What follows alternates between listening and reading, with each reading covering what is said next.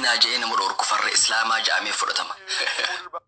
Erdogan and Imran Khan. Diraamaan walitti fufaan kun pirezidaantii Turkii Erdoganiin deeggarama. Imran Khan muummichi ministeera Paakistaanis diraamaa kana dinqisiifatee jira. Dhiyoo bandiin yookiin hayyoonni islaamaa Indiyaa keessaa filmii kana mormuun fatwaa kennuu qaban. Diraamaan walitti fufaan kun dubartootaaf keessaa qaba. Harkaan wal tuquu fi wal hammachuunis keessa jira. Muuziqaa fi seenaawwan birootis keessatti hammatee jira. Seenaan achi keessa jiru seenaa amanamaa miti. Dargaggoota Ramadaana keessa yeroo isaanii diraamaa kana laaluun gubaa jiraniif dhaamsi ati dhaamtu maalii jee gaafate. Namni biraatis kan Tasaaduq jedhamu Kashmiir irraa gaafii tana gaafatee jira.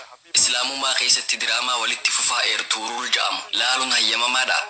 Habiibaa Misbaax Uttar Pradesh Indiyaa irraa isaanis waanuma kana fakkaatu gaafatan. Musalsala yookiin diraamaa walitti fufaa Turkiyaa kan Ertugrul Gaazii jedhamu laaluun ni hayyamama.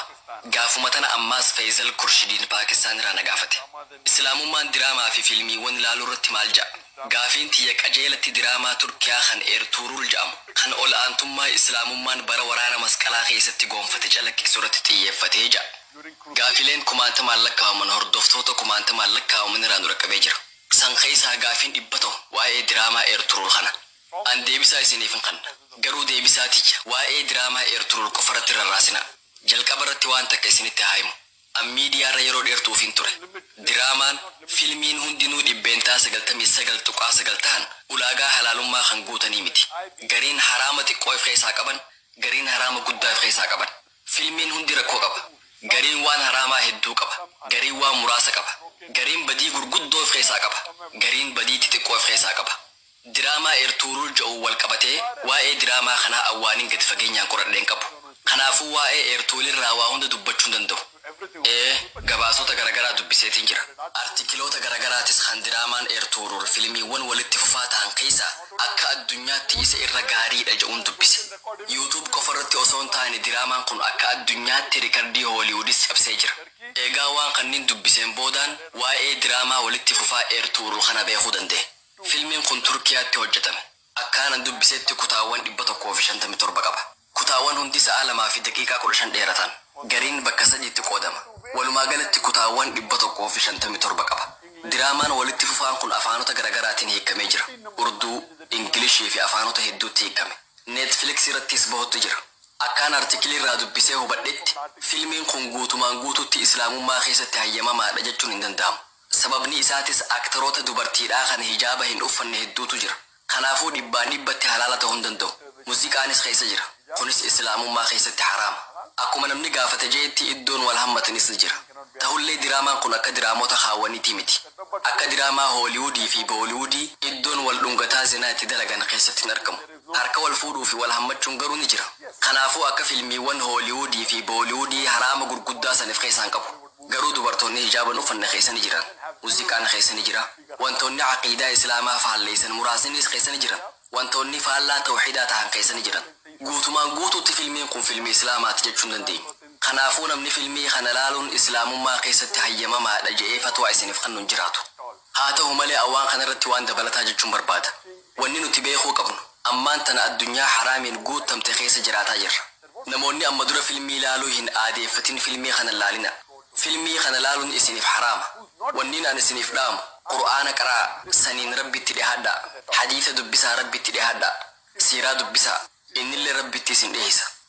Garuu namoonni filmii laaluu araadaan qabamtanii jirtan. Musliimoonni filma laalan hedduutu jira. Musliimoonni hedduun kanneen an beeku kan araada filmiitiin qabaman ni jiran. Filmiiwwan haraamaa zinaaf keessaa qaban laaluu baatanis filmiiwwan biroo kanneen zinaa hin mul'isne irraa araadaan qabamanii jiran. Kunis haraami. Poornoogiraafii yookiin filmii zinaa laalaan jiran ta'a. Garuu filmiiwwan Booliwud kan dubartiin uffata gurdii uffattee irratti hirmaattu laalan. Warra qaama isaanii uwwisuu osoo hin taane mul'isuu caalchifatanii filmii dalagan laalutti jiran. Filma muuziqaa fi sirba islaamummaan jibbamu if keessaa qaban laalutti jiran. Namni akkanaa kan araada filmii Booliwudiin hudhamee qabamee jiru, kan filmiiwwan Hooliwudii fi diraamaa walitti fufaa kan Star TV, Zee TV irratti dhihaatuun araadaan qabamee jiru ni jira. Filmiin Ertugrul filmiiwwan Hooliwudii fi Booliwudii rawayyaadha. Wanni hamaan isa keessa jiru filmiiwwan Hooliwudii fi Booliwudiin yoo wal bira qabame irra xiqqaadha. Wal hammachuun jiraatus zinaan keessatti mul'ifamu. Namoota araada filimaatiin qabamanii jiraniif furmaanni gaariin filmii ilaaluu dhiisuudha. Garuu yoo dhiisuu dadhaban filmiiwwan hooliwudii fi booliwud ilaaluurra kan eertuurul kana laaluu wayya. Waggoota hedduu dura filmii Arrisaalaa laaleetiin jira. Akka xiyyaatti filmiin gaariin addunyaa tanarratti hanga ammaatti hojjetame Arrisaalaa kana. Arrisaalaa afaan Ingiliffaan The Message jedhamee dalagame irratti namni aktara ta'ee dalage Antoonii Kuwiin jedhama. Filmiin kun halaalaa jettanii fatwaa osoo gaafattanii filmiin Arrisaalaan allaale kunu waan halaalin tahin if keessaa qaba. Muuziqaa if keessaa qaba. Dubartoonni seeraan hijaaba hin uffatinis keessatti hin mul'ifaman. Garuu haalli itti dalagame bareedaadha. Filmiin kun nama islaamummaarraa fagaate islaamatti dhiyeessuu ni danda'a. Ta'us filmii kana laaluun dhibbaan dhibbatti halaal jechuu hin dandeenyu. Garuu araada filmii laaluutiin qabamtanii jirtan taanaan filma laaluu barbaaddan taanaan Arrisaalaa laalaa. Diraamaan walitti fufaan Umar ibn Khattaabis ni jira. Diraamaa walitti fufaa kutaawwan 30 qabu. Waggoota muraasa dura hojjetame. Chaanaala MBC jedhamuun hojjetame. Baasiin isaa mootummaa Qaxareen karaa Qaxar Faawundeeshiniin uwwifame. An diraamaa kana laaleetiin jira. Diraamaan kunis dhibbaan dhibbatti diraamaa islaamaati jechuu hin dandeenyu. Sababni isaa muuziqaatu keessa jira. Dubartoonni hijaaba seeraan hin uffatinis keessatti argaman. Haa ta'u malee diraamaa Arrisaalaa fi Umar keessa barumsi jabaan ni jira. Hadiisonni keessatti ni himaman. Qur'aanni keessatti ni qaraama waan ta'eef haalaan gaariidha. Nama gara islaamaatti dhiyeessuu ni danda'a. Diraamaa kanneen keessa wanni nama qaanfachiisu hin jiru. Haraam guddaan keessa hin jiru. Muuziqaan keessa ni jira. Alhamdulillah. Hadiisonni diraamaa Umar keessa jiran irra hedduun isaanii sahiha. Hadiisonni muraasni kan daciifaa ni jiran. Kun rakkoo ta'uu danda'a. Kanaafuu kanneen jiran keessaa inni irra gaariin Arrisaalaa laaluudha. Garuu araada filima laaluu yoo qabaachuu baattan Arrisaalaa sin laalina. Araada diraamaa walitti fufaatiin yoo qabamtan ammoo diraamaan walitti fufaan gaariin kan Umar kana. Eertuurul sadarkaa Arrisaalaa fi Umar hin gahu. Garuu waan takka isinitti haa himu. Dubartii gurtii xiqqoo uffatteetu jira jedha. Dubartiin tun uffata qaama kiyya dho'isuun hin uffadha. Garuu rifeensa kiyya hin dho'isuu yoo jette islaamummaa keessatti fudhatama ni qaba. Rifeensa qullaa deemuun islaamummaa keessatti dhorkaadha. Garuu gurtii gabaabaa uffatanii qullaa deemurra huccuu bal'oo uffatanii rifeensa banaa godhuun irra wayyaadha. Hangama kiyyaan dubartii gurtii gabaabduu godhattee qullaa deemtu taanaan hayyee qaama kee uwwisee ja'an qaama guutuu uffata bal'aan uwwisuun waan fudhatama qabu. Intalti huccuu bal'oon qaama si haguugdee rifeensa qullaa deemtu harka kudhaniin intala gurtii xiqqoon qullaa deemtu caalti. Lakkii gurtii baafachuu barbaadda eegasoo qaama guutuu hijaabaan uwwisi. Yoo rifeensa qullaa dhiistu taate gurtii hin baafatin hin ja'amu. Hijaaba guutuu uffadhu.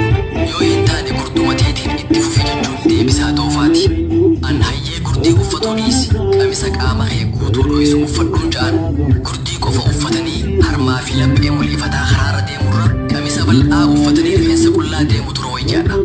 Kanaafuu haaluma wal fakkaatu namoonni araada diraamaa walitti fufaa laaluun qabamanii jiran. Namoonni araada filima laaluutiin qabamanii jiran. Eertuurul yoo laalan wayya. Filmii eertuurulirraa wanni hundi dhugaa miti. Tarii dhugaan dhibbeentaa 20 qofa ta'uu danda'a. Garuu ilma namaa islaamatti dhiyeessuudhaaf gaariidha. Nama kakaasuudhaaf ni ta'a. Yaaboo ammaa seera deebiitiin isinitti himu. An diraamaa walitti fufaa eertuurulirratti qorannoo gad fageenyaan hanga ammaatti hin gaggeessine. An nama beeksisan ala buusii miti. Garuu gabaasaan dubbisee irratti hundaa'ee wanni isin hin jiru. Haraami. Eertuurul laaluun haraami. Garuu araada filmiitiin qabamtanii filma booliwud ilaalaa jirtan taanaan filmii hooliwud ilaalaa jirtan taanaan sanniin dhiissanii eertuurul laaluun irra isiniif wayya. Bakka tanatti haalaan akka ifa isiniif ta'uun barbaada. Filmii hooliwudii fi booliwud ilaaluurra yoo dandeessan hunda walitti qabaa firraa dhiisaa. Kun filannoo duraati. Garuu araada filmiitiin qabamtanii jirtan taanaan filmii hooliwudii fi booliwud ilaaluurra eertuurul laaluun irra isiniif wayya. Kun deebisaa gabaabaadha. Ta'us ammaas filmii eertuurul laaluun haraami. Filmiiwwan hooliwudii fi booliwud waliin yoo wal bira qabne garuu haraam xiqqaa qaba. Inshaallah filmiin akka eertuurul islaamatti isin dhiyeessu mala. Isa fayyadamtanii boodarratti guutumaan guututti waan filma jedhamu ifirraa dhiisuu dandeessan. Wantoota haraam kanneen dhiissanii Qur'aana dubbisuutti deebuu dandeessan. Qur'aana qara'uun waan gaarii fakkeenya biroo qaba. Hadiisa dubbisuun waan gaarii fakkaataan qaba. An filmii akka Arrisaalaa dalaguu hin danda'u. Sababni isaa qajeelfama kiyyaa waliin galu. Eertuurulii miti. Diraamaa walitti fufaa kan akka Umaris dalaguu hin danda'u. Sababni isaa qajeelfama kiyyaa waliin galu. Inshaallah guyyaa tokko filmii Arrisaalaa caalaa